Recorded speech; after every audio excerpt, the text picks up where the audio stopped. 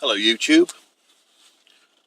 I was reading an article this lunchtime on a website called Armstrong Economics, and the chap who had written the article, he claims to have been in contact with certain individuals who were privy as to what had been going on at the recent G20 meeting that took place in Brisbane, Australia. Now, according to his source, let's say,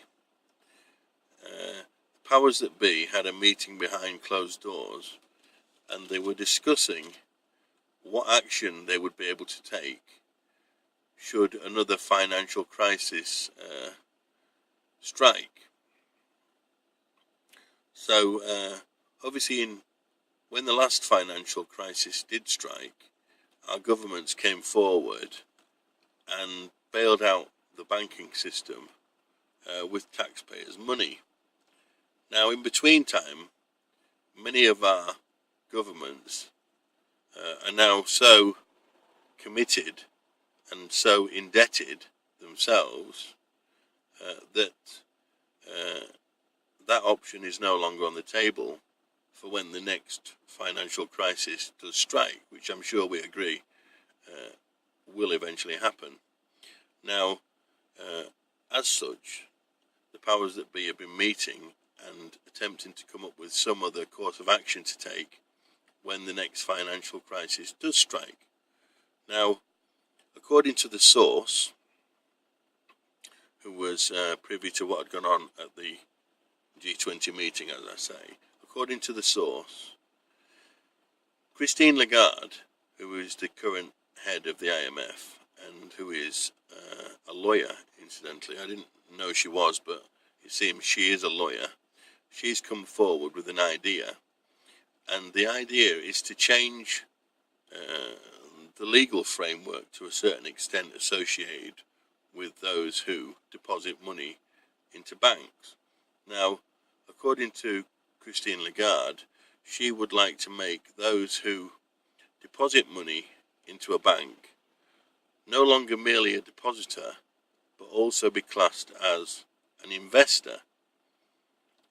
So when you place money in a bank as a depositor, not only will you be in future potentially a depositor in that bank, you could potentially be an investor, classed as an investor in that bank, and as such, should that bank incur any losses or get into financial difficulties, your money, your savings, your deposits in that bank, a certain percentage, or I don't know, it could even be all of the money you've got in the bank, could be taken in order to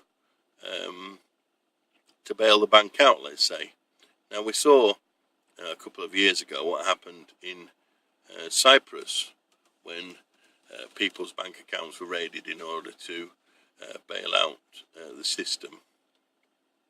And it seems that at the G20 they could be planning to set up a situation in which should the next financial crisis occur, when it does finally occur, that people's money that is in deposit in banks as depositors will no longer be merely depositors but also investors, legally classed as investors, that your money can be taken and used in order to bail out that bank.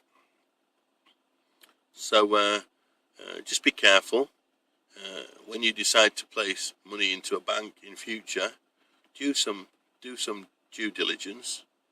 Have a delve into the financial affairs of that bank.